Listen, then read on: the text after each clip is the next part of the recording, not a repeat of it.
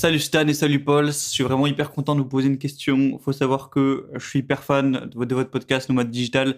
Je l'ai écouté après qu'il soit sorti. Il faut même savoir que je l'ai écouté 2 fois tellement il m'a inspiré, il m'a motivé à me lancer. Bref, donc j'ai 2 questions.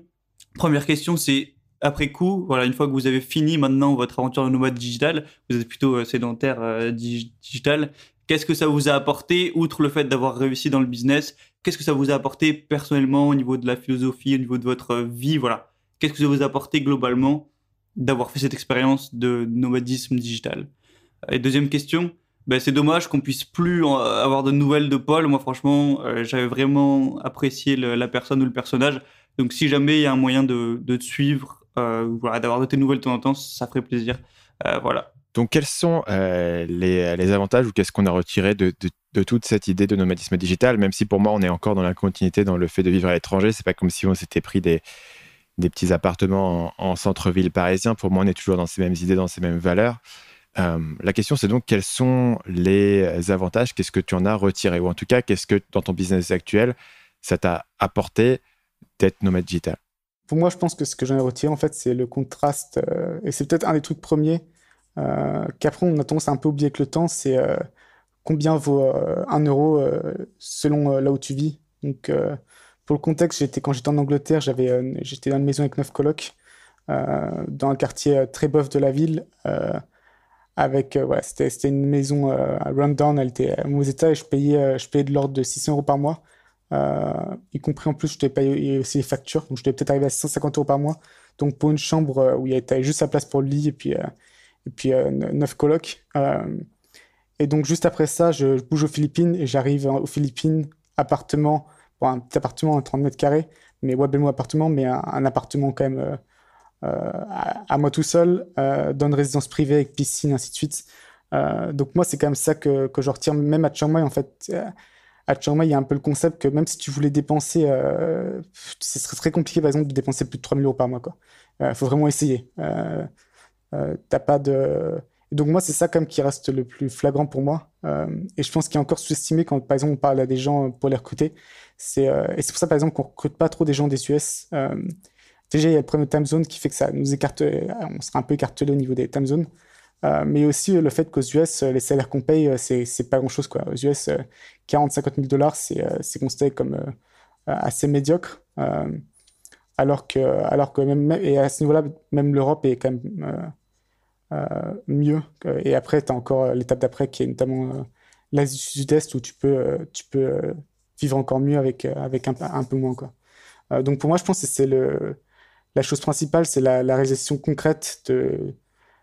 Et je dirais même que ça fonctionne dans un pays, je pense, entre vivre, entre toucher 5 000 euros et vivre à Paris et toucher 3 000 euros et vivre en province. À mon avis, tu as une meilleure qualité de vie en province avec ces 3 000 euros, quoi.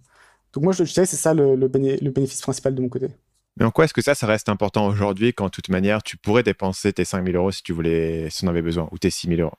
En quoi est-ce que ça apporte encore un bénéfice aujourd'hui?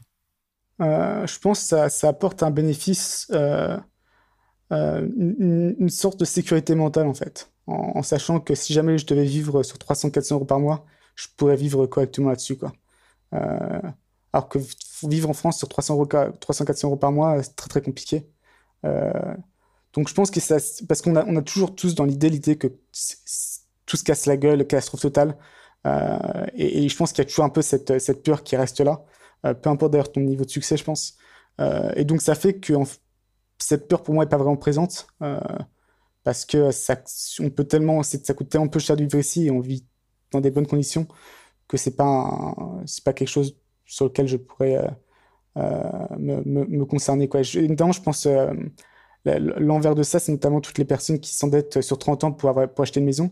Je me dis, ça doit être un stress, encore une fois, peut-être pas le premier stress au quotidien, mais je pense que ça doit être un stress dans l'arrière de la tête quand tu as un boulot où tu peux te faire virer à n'importe quel moment et que tu es endetté sur 30 ans pour acheter une maison. Je me dis, c'est quand même une grosse pression, quoi. Et justement, moi, je suis un peu à l'opposé de ça. Donc, c'est là où j'en tire encore un bénéfice actuellement. Je dirais que moi, le principal bénéfice que j'en ai tiré, et c'est encore un truc auquel je pense plus trop, mais c'est vraiment le fait que toute pression sociale externe disparaît quasiment du jour au lendemain. C'est-à-dire que de toute manière, t'es perdu aux yeux de la société, quoi. Quand t'es parti aller faire du business en ligne dans le Sud-Est, t'es perdu. T'es tellement un alien que plus personne ne regarde ce que tu fais. Et il y a tellement de gens qui me disent « Ouais, mais comment j'explique ça à ma famille? Comment je le justifie? » etc. Et moi, c'est genre... ma famille, elle essaye même plus de comprendre mes décisions. C'est une autre planète pour eux. Donc, je dirais que cet aspect où tout d'un coup, tout ce truc notamment à Paris, en mode, quand j'y retourne, je suis assez marqué par le conformisme des gens et ce côté un peu bobo, les petits marchés bio, il faut aller prendre ses légumes, les petits machins. T'as été voir quelles expos, t'as été voir le nouveau film sous-titré afghan, c'est vraiment magnifique. T'as été faire quoi comme vacances? Tout ça, ça disparaît totalement. Toutes ces conversations disparaissent totalement et tu te retrouves à pouvoir essentiellement construire ton business et ta vie surtout à partir de zéro sans avoir aucune idée préconçue de ce que ça doit être une vie. Alors que quand je vois les gens qui ont fait ce truc un peu cadre, un peu école de commerce et qui se retrouvent à vivre à Paris, ils ont tous plus ou moins une vie copier-coller, pas de leur faute, mais simplement parce que la pression de faire ça, elle est énorme. Et tu arrives au bureau avec tes collègues, voilà, tu suis un petit peu le mood de ce qui se fait. Et à un certain point, on peut dire qu'on suit un petit peu le mood nomade digital de qu'est-ce que c'est, pourquoi il faut vivre en Asie, etc.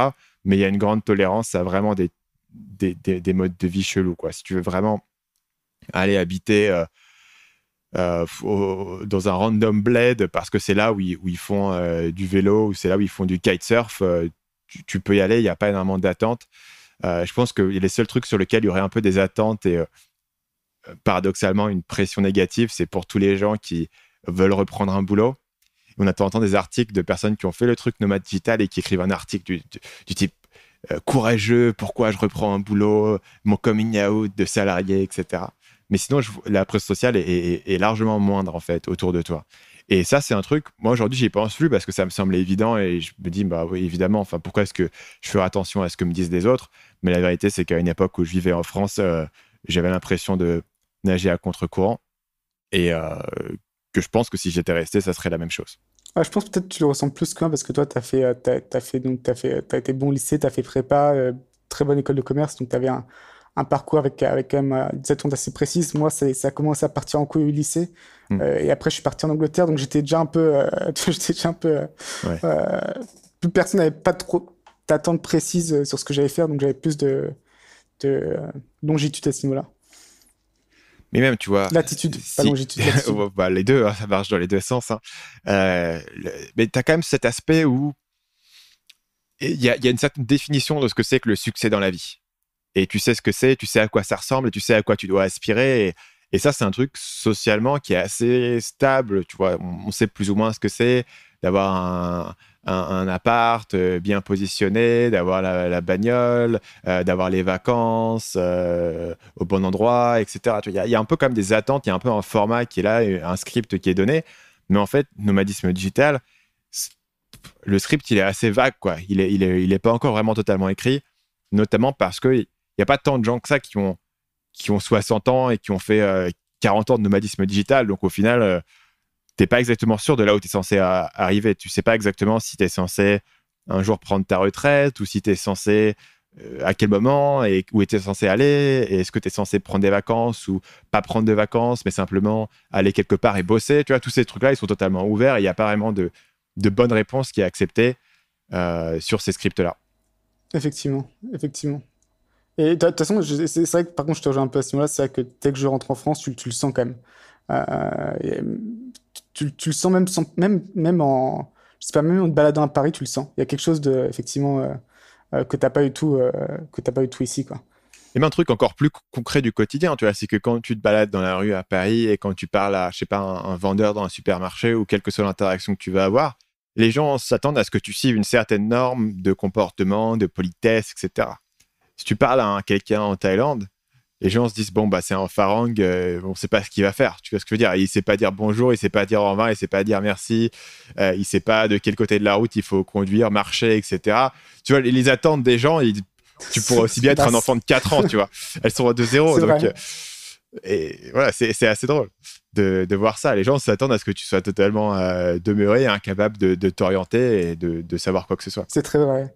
Ouais, au point où on va te dire, ah tiens, fais attention à à pas te faire voler tes affaires et tout. Ok, merci. J'ai pas 8 ans. J'ai comme une vie avant, tu vois. Je suis pas sorti hier de trucs. C'est plutôt au contraire. Il y a un truc que les Asiatiques font, c'est que tu sais, le téléphone dans la poche arrière. Personne ne fait ça en France. Enfin, en tout cas, à Paris, tu mets ton téléphone dans ta poche arrière dans le métro. Bye bye, tu vois. Ouais. Et au contraire, je trouve que parfois, c'est les Asiatiques qui ont des comportements où tu te dis, moi, j'aurais directement, en France, on m'aurait directement dit, oulala, fais gaffe, fais pas ça, quoi. Ouais, bah ça, et par contre, ça, c'est aussi un peu le truc quand. Bah, c'était il y a 3 ans, quand je suis rentré en France, j'avais fait un moment que je vis en Asie et je sors de Gare de l'Est, je viens d'arriver et poum, il y a un mec qui essaie de me choper mon téléphone que je tenais à la main, quoi. Parce que j'étais quand même gros touriste avec Google Maps. Donc ça, c'est un truc. Par contre, ça aussi, c'est un gros bénéfice, je pense. Euh, c'est qu'en France, même si au final, c'est pas très dangereux, il y a quand même toujours un peu un truc con, c'est que tu laisserais jamais ton casque sur ta moto, quoi. Ouais. Même ta moto, t'as intérêt à bien la, ou sinon il restera plus que les roues, quoi. Donc ça, c'est un truc aussi, un bénéfice que tu oublies quand tu vis notamment en Thaïlande depuis un bout de temps, mais quand même qui est assez appréciable, quoi. Est-ce qu'il y a des désavantages dont personne ne parle? C'est une question qui avait été posée. Je remixe différentes questions dans cette section. Des désavantages dont personne ne parle. Je pense qu'il y a bien sûr le fait qu'avec la famille, c'est un peu, ça s'éloigne. Et notamment que moi, je suis devenu de moins en moins tolérant avec les voyages en avion. Notamment si c'est un peu long. Euh, donc, je sais pas pourquoi maintenant, rentrer en France, le trajet en avion, ça me paraît être le bout du monde, alors que c'est bon, c'est pas. Mais, donc, je pense qu'il y a ça. Comme autre désavantage. Après, encore une fois, le truc, c'est qu'au final, tu choisis dans quel pays tu veux vivre. Donc j'ai envie de dire, tu choisis tes propres désavantages, quoi. Donc la Thaïlande, il y a des désavantages, mais au final, tu l'as quand même choisi, tu as fait le pour et le contre, et tu le choisis. Donc je dirais l'éloignement avec la famille, c'est probablement le principal. J'en vois pas spécialement d'autres. Après, encore une fois, si on parle de nomadisme digital, le fait de voyager constamment, là, il y en a plein en termes de friction, en termes de bandwidth, de bande passante mentale. Bon, ça pèse quand même, quoi. Mais, mais si c'est nomade digital juste pour le fait de vivre où tu veux, il n'y a pas vraiment de gros désavantages de mon côté. Je pense effectivement qu'il y a pas mal de désavantages, mais pour moi, ils sont assez bien traités. C'est-à-dire, si tu voyages beaucoup et que tu vas quelque part, tu connais personne, la friction du voyage et évidemment l'aspect des fuseaux horaires, mais ça, c'est assez évident. Et pour moi, en tout cas, le fuseau horaire, quand tu es en Asie et que tu appelles des gens qui sont en France, ce fuseau horaire, il est parfait. Il est incroyable, je suis d'accord. Ça, c'est un truc que tu réalises qui est incroyable, c'est que du coup, le matin, tu peux travailler tranquille. Ça, c'est génial. Ouais, je suis d'accord avec ça. Par contre, là où c'est une douille, c'est quand tu travailles avec des gens sur le fuseau horaire américain, et là, il n'existe aucun moyen mathématique d'avoir une heure qui est correcte pour tout le monde. Et c'est pour ça que, par exemple, nous, on ne recrute pas trop aux États-Unis, parce qu'effectivement, en fait, tu as la personne qui est totalement isolée, quoi. Il est 8 h du mat, chez toi, il est 8 h, ouais, tu te croises pas, quoi. Mais après, je crois que dans nos deux cas, on n'a pas vraiment ces problématiques-là. On ne s'adresse pas spécialement. En tout cas, moi, de mon côté, j'ai pas trop besoin de schedule des calls avec des Américains, mais à chaque fois, effectivement, quand tu as les entretiens, c'est soit 8 h du matin, soit 8 h du soir, quoi. Donc, je dirais pas qu'il y a des désavantages majeurs. Les autres désavantages qui peuvent me venir à l'esprit, moi, je les trouve assez cool. Par exemple, je trouve ça assez cool de pas comprendre ce que les gens disent dans la rue. J'ai toujours l'impression que quand je suis dans un restaurant, quand je suis dans la rue ou dans le métro, les gens à côté de moi, ils ont une conversation totalement débile et je me sens presque agressé de comprendre ce qu'ils disent. Alors qu'en Thaïlande, c'est probablement une conversation tout aussi débile, mais comme je comprends pas ce qu'ils disent, voilà, c'est juste un son et puis ça sonne assez bon le thaïlandais, tu vois. C'est vrai, je n'avais pas pensé. C'est peut-être pour ça aussi que ça m'énerve quand tu es dans des zones très touristiques parce que justement, tu comprends ce que les gens disent. Ouais. C'est peut-être ça. Je n'avais jamais pensé à ça, mais effectivement, il doit y avoir des conversations très mondaines, enfin, pas mondaines, l'inverse, assez superficielles et assez débiles, mais vu que tu les comprends pas. Et encore une fois, il y a une partie du coup de bande passante mentale que tu évites à ce niveau-là, quoi. Mais il n'y a rien de pire, tu vois, que d'être dans un restaurant et à côté de toi, il y a un espèce de premier rendez-vous un peu awkward, tu vois, un truc Tinder et tout qui se passe à côté de toi et t'es en mode, d'un côté, tu vois, tu tu vas forcément l'entendre et l'écouter. Tu vas suivre pendant toute la soirée le périple du truc et ça se passe bien, et il se passe quoi. Et peut-être qu'après, je vais me foutre de leur gueule avec les gens avec qui je parle. Mais il y a un côté où tu te dis, putain, pourquoi je suis obligé de suivre ce feuilleton? J'ai pas du tout demandé ça.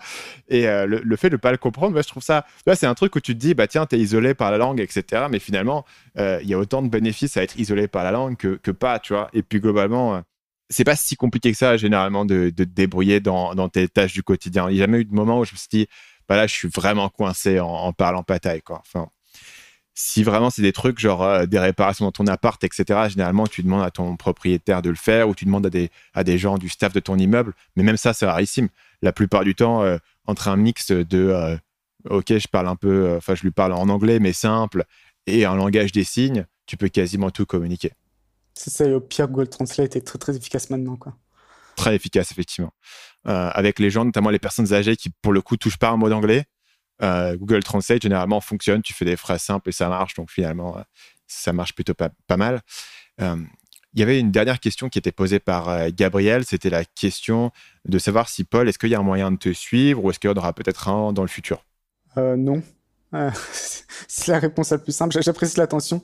Mais non, les parents de moi me suivre, mais peut-être dans un an, une nouvelle update. Okay. Mais actuellement, il n'y en a pas et c'est pas prévu. Mais encore une fois, c'est pas une j'apprécie. grande priorité pour toi. Non. Je pense que là, il y a aussi une question de. On a des business très différents à ce niveau-là. C'est qu'il y en a un où tu es très exposé publiquement. Et moi, chacun, je pense qu'on a fait nos réalisations de nos côtés. C'est que moi, de mon côté, je préfère justement être tranquille à ce niveau-là et pas avoir trop d'inbound. Donc, pour l'instant, aucun moyen de me contacter ou de me suivre. Peut-être dans le futur, mais pas le futur proche. Mais encore une fois, vraiment, je tiens à être reconnaissant pour l'appréciation qu'on me donne. Salut, c'est Stan, j'espère que vous avez apprécié cet extrait du podcast Marketing Mania. Bien sûr, vous pouvez retrouver l'ensemble des épisodes du podcast, y compris les instructions sur comment vous abonner sur l'application Apple Podcast ou sur votre téléphone Android en vous rendant sur mon site à l'adresse marketingmania.fr/podcast. Je vous ai mis le lien dans la description de cette vidéo.